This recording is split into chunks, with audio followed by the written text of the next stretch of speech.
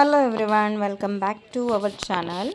प्रभू श्री रामचंद्राने स्वयंभू स्थापन केलेल्या मंदिरामध्ये मी आज तुम्हाला घेऊन जाते आहे. शिवरात्रीची गावामध्ये 5 दिवस यात्रा चालू असल्यामुळे तुम्हाला इथे प्रचंड गर्दी बघायला भेटणार आहे.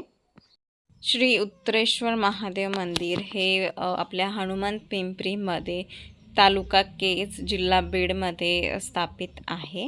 तुम्ही बघू शकता शिवरात्री चालू आहे आणि मंदिराला किती सुंदर प्रकारे सजावट केलेली आपल्याला बघायला दिसेल इथे. आज आपल्यासोबत मंदिराचे पुजारी आहेत अतुल मोकाशे. यांनी आपल्याला पूर्णतः मंदिराचा व्लॉग शूट करण्याची परमिशन दिली. मंदिराच्या गाभाऱ्यामध्ये फक्त पुरुषांना एंट्री आहे आणि ते पण त्यांना ओल्या कपड्याने आतमध्ये प्रवेश करावा लागतो.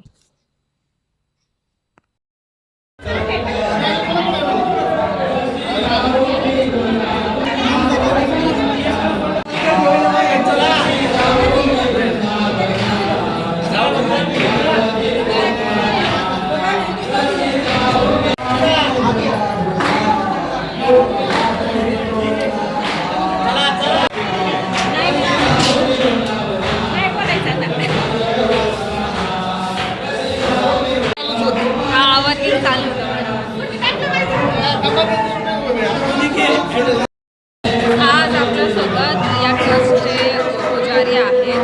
त्यांच्याकडनं आपण आज याआधी आपण पण इथे कार्य केलेले आहे. तुमच्याकडनं 2 शब्दाची माहिती हवी आपल्या यूट्यूबर्सला की या मंदिराचं काय खासियत आहे किंवा का बरं एवढी गर्दी असते इथे, तुम्ही थोडक्यात सांगा आम्हाला. महादेव मंदिराचं देवस्थान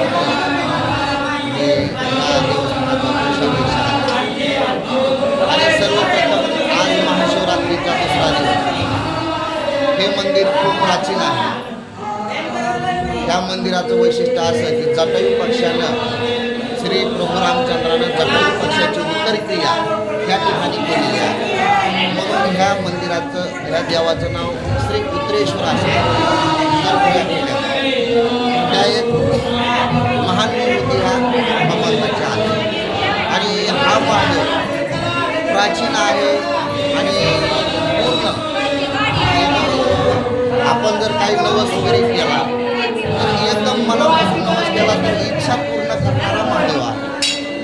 एक 12 ज्योतिर्लिंगासारखंच एक मंदिर आहे. इथे 24 तास विना चालतो आणि विशेष म्हणजे इथं तुपाची नंदादीप 24 तास चालू आहे. विणकरी आहे.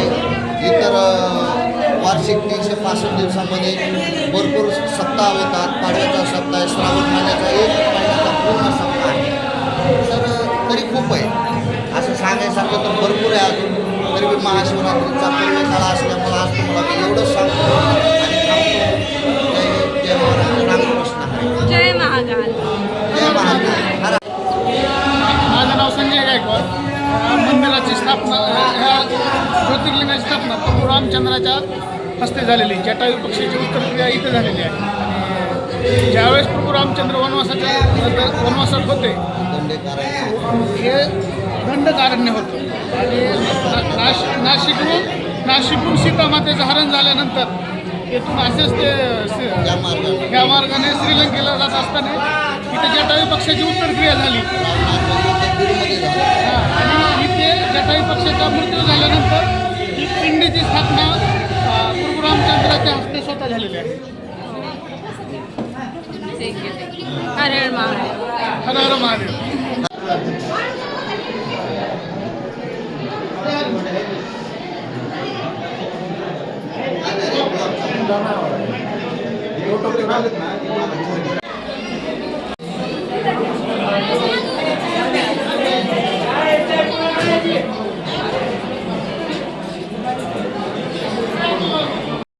आज आपल्यासोबत पुजारी आहेत नितीन सर.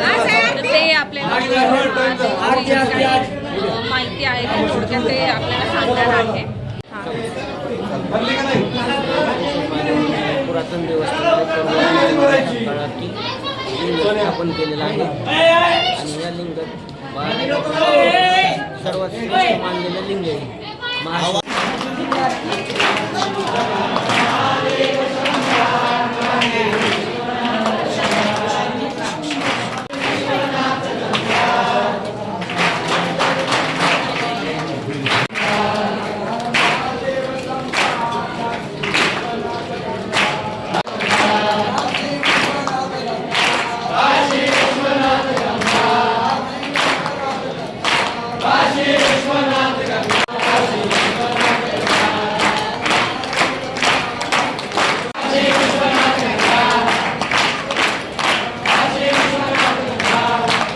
महादेवाच्या आरतीला इथे महत्त्वाचं वैशिष्ट्य आहे.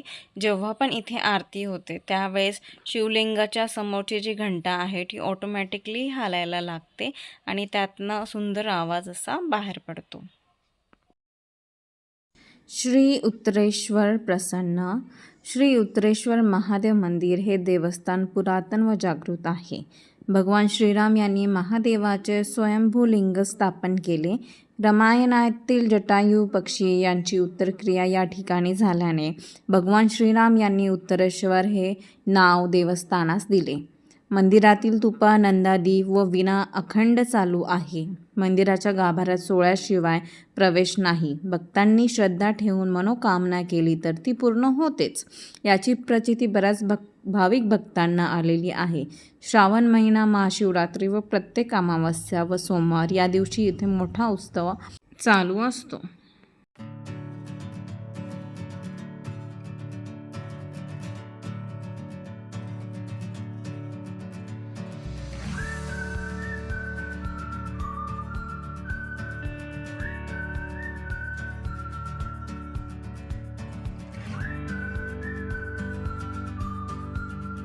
आपल्या यूट्यूब फॅमिलीला रामनवमीच्या हार्दिक शुभेच्छा.